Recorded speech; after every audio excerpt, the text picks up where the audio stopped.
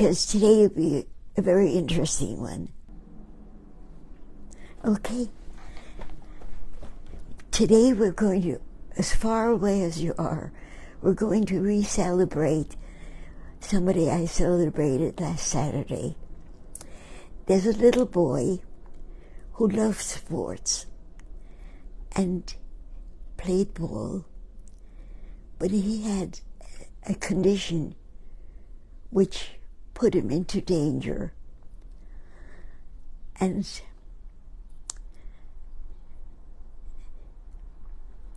his name is Lazer, L-A-Z-A-R. And I'm going to tell you how I met him and how I learned everything. Kenny, I'll hold this up. Sure, and Eileen is watching and Paula is watching. Oh, we're going to see them on the weekend. Yes, we are.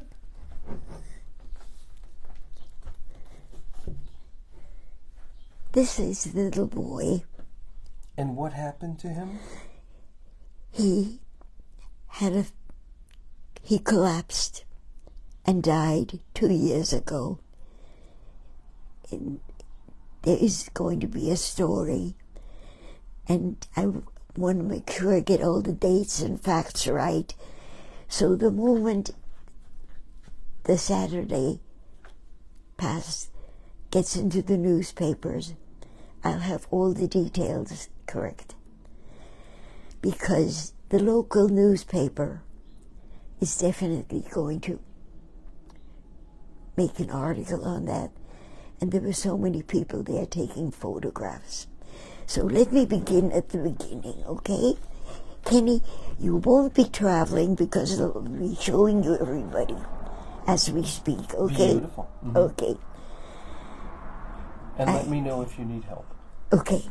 Well, what I did, one day I was on the boardwalk and I saw this huge sign, L-A-Z-A-R. And I met Lee Winters, right? I'm pointing to them, right? I've got it on, yes. On the bicycle. And he gave me all the knowledge that I need. He said, Lazer was the son of the man who has this place. And you're going to get all the correct terms when the article gets published. And I moved it. It really doesn't belong here. It's back here somewhere. But I loved those shapes. The surfboards. Yeah, the surfboards. And so I moved it. But Lee said to me, let me tell you about Lazer. He is the son of this man. And he had a condition, I believe it was epilepsy, I'm not sure. But I'll get everything for you correctly next week. And he collapsed and he died 2 years ago. And Long Beach went wild because he's their child. Anybody who loves ball games as much as he did makes us so sad if they pass away. And out of it came my friendship with Lee Winters. And with us he says his sweetheart, Cheryl, and the dog, Scout. You know, I know everybody whom I paint, and I know the details about them, but you're going to have to wait because I don't want to make a mistake. You're doing pretty good. Yeah. Let me tell you, Eileen says, hello, my beloveds. We are all in the same time zone now. Love you so. And Eileen also says, long live the memory of Lazer with a broken heart. And Jean Geller says, so good to see and hear you. And Carol Hotkin is watching. Okay. I became a very close friend, and they of me, And Lee writes stories about the people he meets. And he wrote a story about this man. And this man, I have to show you, he took photographs of him for me. And I would like to tell so much about him, and I will, but not today. Mm-hmm.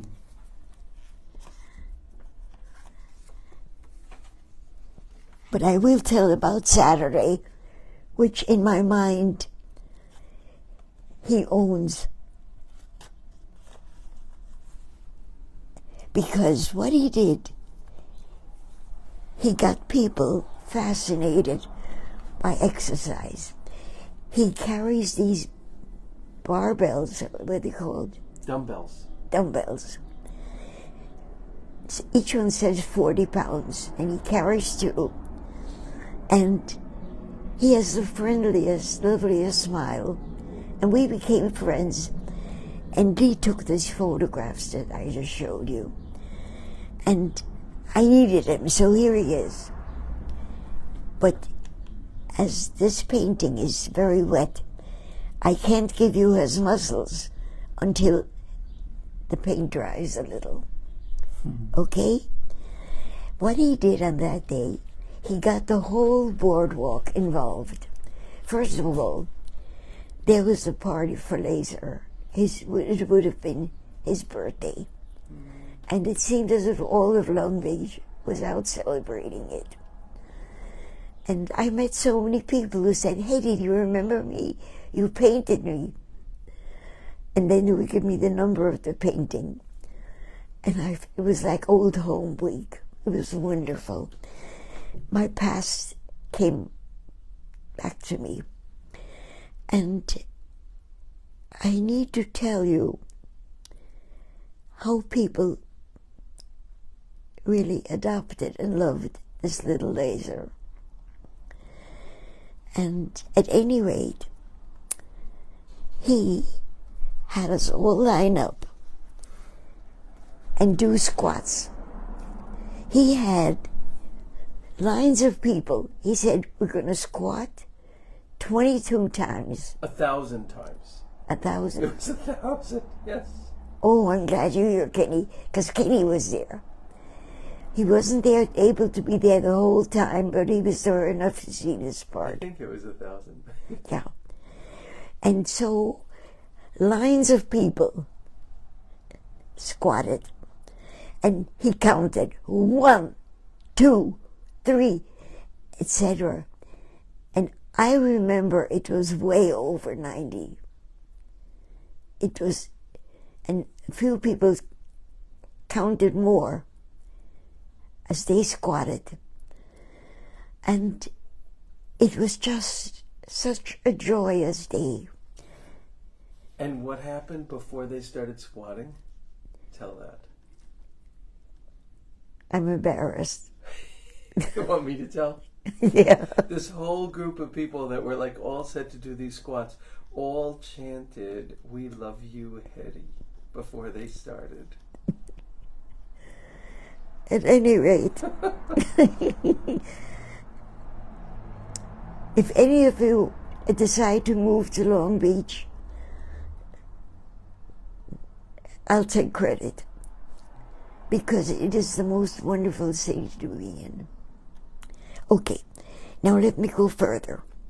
Let me just tell you, Amy Lauren is watching, and she tells you that you are mistaken. You have the loveliest smile.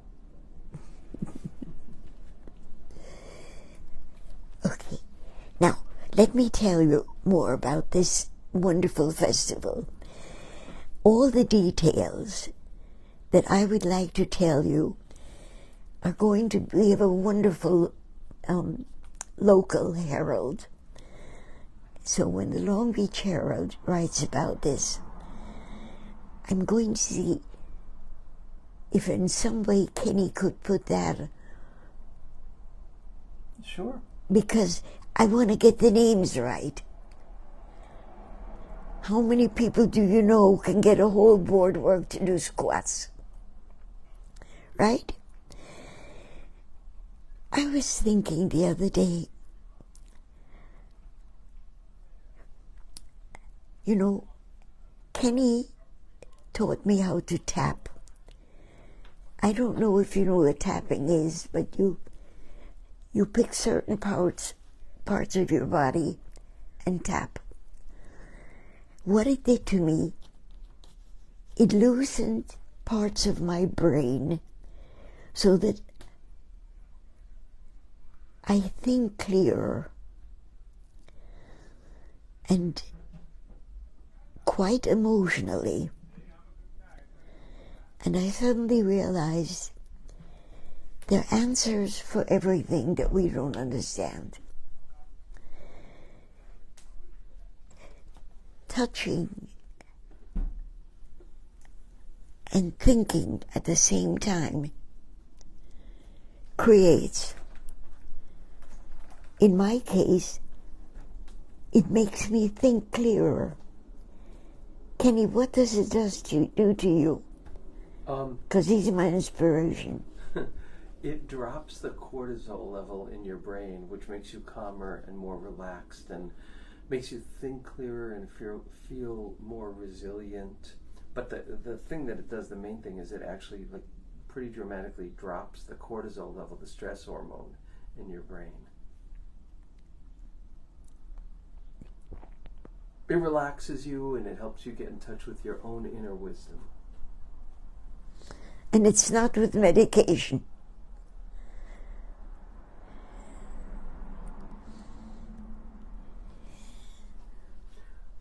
Phyllis Cooper says EFT tapping, which is what it's called, has been around a long time. Kathleen Bart said, I would like to try that.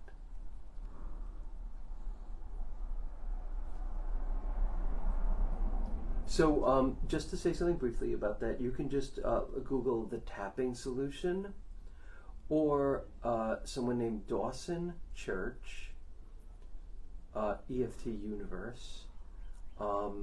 Those would be two really good places to go. Or for more scientific, psychological, would be Dr. Peter Stapleton. Okay. Okay, let me get back to Saturday. At the moment, as probably in all moments in everybody's life, there is a time where you look at what we do to each other and we wonder why. Why are we so stupid? First of all, there is no reason to ever be bored. There are countless challenges to master. And it seems that we are made so that the process of mastering something is endless. You can either fail and give up, or you can stay to the bitter end until it becomes something you understand. What bothers me so much, as it probably does everybody, is the wars. Right now, because everything is filled with it, nations are destroying each other. And yet, if you look at the past, there was never a time when it wasn't the truth. And I tried to figure out, was there ever a time of peace? And I called my kids, Joni and Kenny, and I said, I want to speak about Nelson Mandela, because in the history that I'm part of, I was in South Africa when Nelson Mandela was released from prison, because his prison term was always questioned, because there was no justice at that time for anybody black in South Africa. And I thought to myself, he came up with speaking when he got out of prison. There were no riots, there were no problems. But he spoke to people and said, let us speak about how we have been hurt. And let the people who did the hurting have to listen. And they should also say their own pain. And both Joni and Kenny sent me so many articles, and I'm reading them. And I thought, but what happened afterwards? There was such greatness happening after he did this. And now, tribes throughout the world, of every color, of every nation, seem to be starting different wars.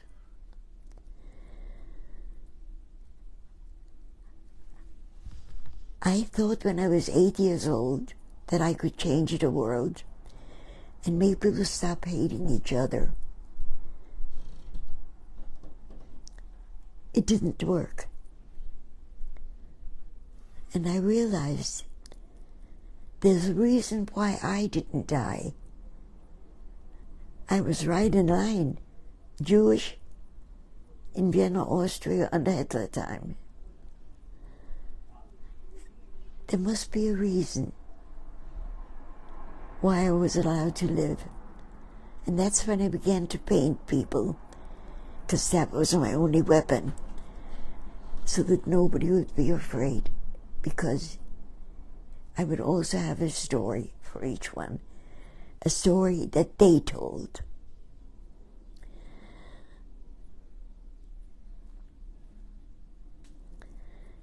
I have no answers, but I realized, why do we admire bullies? And I was doing the tapping, thinking of, why do we take people and approve of them who betray others, commit crimes, which is a betrayal of others? And I suddenly realized our fear makes us befriend bullies, makes us vote for people who hate others. Because there's always a reward. You can take their goods, you can take their lives, you can enslave them, and they will work for free. I was allowed to live through the Hitler times because Panama sent us visas, and we got out among the thousands of people who also were allowed to get out of whatever hell they were in. Maybe we were allowed to live in order to stop hate of others. And that's all for tonight. We still have time if you want to do some painting. But I'll read you what people have written. Yes, read me and then I'll paint. Yes. So Mabel Campbell Frasina said, I use tapping with yoga meditations. I love that Hetty is so intuitive. Phyllis Cooper gives the resource. It's called the Tapping Solution. And it's with the founders Nick Ortner, O-R-T-N-E-R. And Kathleen Bart says, I'm eager to read about it. And Lori Patton is watching. And Eileen says, you were meant to live. to spread your good message of love. Hard to understand why we can't just embrace each other properly. No hate, no war. It's so simple. And Denise says, thank goodness for your stories and kindness. Like you, I cannot understand how people can care for bullies. And Kathleen says, you make a difference each and every day, Hetty. Thank you. I have one more thing to say. I have a young PT person who does exercises for me, with me. And what he said, and this really got to me, when I carry my coffee from the kitchen to the table, please don't spill, you'll ruin the rug. And he said, when they hire somebody from another team that they want on their team, they judge if that person is confident. And that's how they approve. And so when I bring my coffee, I stand up straight and I say, I am confident, and the coffee does not spill. Maybe there is a secret there. Maybe the secret is if we are afraid.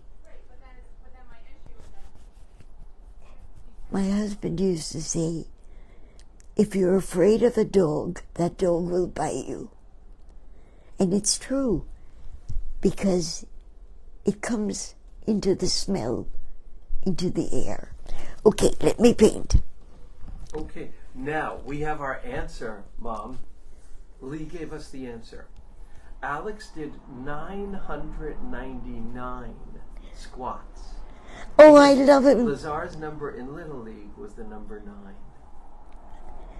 Alex, can he show him again? And then he'll show him in the painting. When you see him next, he might have muscles. Lori is watching, Lori Lazar, and Phyllis Cooper says, put a spoon in the coffee, that will help it not spill. Can I just say something about lupus, though? Briefly, about you? Can I say something? Definitely. So, I think most of you know this, but Hetty had lupus. A really, really severe case. She was wheelchair bound. She couldn't cut through the skin of an apple. And she did this intense healing process that took a long time, and she had a wonderful doctor. Anyway, she, lupus is a pretty much largely incurable disease, and she has been in complete remission for, like half a century, about 50 years. So just for those of you who don't know that story, she really lives this. Can I say it briefly? Oh, you can say anything you want. Okay. Whatever the gods are, because we all use the word but mean a different being. And let me just know, there is a system of rewards or punishments in the universe. If it rains, the sun shines later. If the sun shines, rain comes later. Nothing is solid. Everything has good and yet evil. The rain is not evil, but if you're caught in a snowstorm, it's not good. And I was working as a volunteer in the Nassau County Jail and at Sing Sing. And the people who went with us, we're going to skip the painting this time, okay? The people who went with us, a group, shortly before that, I had hit my knee in the car door and it swelled up.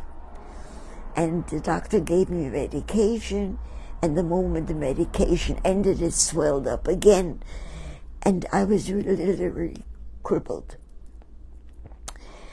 And the group of people who went with us to the Nassau County Jail used to come to our house for meetings.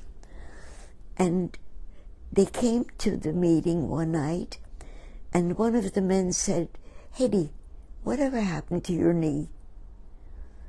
And I said, "It's not my knee anymore, it's my whole body. I'm severely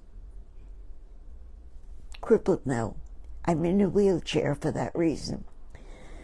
And he said, "Did you ever go to a rheumatologist?" And I said, "Constantly, and they give me medications, and nothing happens. I'm just crippled with arthritis." And he said, "My daughter works for a doctor who works with unsolved and unknown diseases. When do you want to see him?" And I said, "You don't ask a specialist when you don't tell them when you see them. The moment you let me, please let me." And he said, "Make a call." And they gave it to me either on the next day or something like that. And I went to Jamaica Hospital, which was not an elite hospital at all. And I met Dr. Giangelo. And he said, "The most important thing you have to remember, don't be afraid. Your fear makes the disease worse. If you trust, you heal. If you are afraid, you become sicker." He said, "You can call me anytime, morning, noon, or night, and I'll be there to answer you." And it was true. And then a friend of a nurse sent me a book, how thousands of my patients were cured. I don't remember the exact title, but next week I will take my book and read it out loud, okay? And it taught me how to bathe, how to exercise, how to do everything. When I walked 100 blocks, I wrote a letter to Dr. D'Angelo. I walked 100 blocks today. Thank you. And I'm going to, next week, I will have that book, which gave me all the instructions. But mostly, Dr. D'Angelo said, fear makes us sick. And instead of painting, I feel wonderful that I was able to tell you this. Thank you. I'll have the book here next Monday. And that was amazing. And I just want to let you know that people are saying Mazel Tov, God bless. And Megan says, "Where on the boardwalk do you hang out, Hetty? I'd love to meet you someday. My nephew lives in Long Beach, so I love to visit." I'd love it. And Kathleen Bart says, "What an incredible story." And Lori Patton says, "You are the light, Hetty." And Carol Hudkins says, "You are so inspiring." Kathleen Bart says, "Thank you for sharing, Hetty Page." And Amy Lawrence says, "We love you." I love you back. Thank you. And I was all prepared to paint, but I will next time. And I'll give Alex his muscles. Okay. Thank you.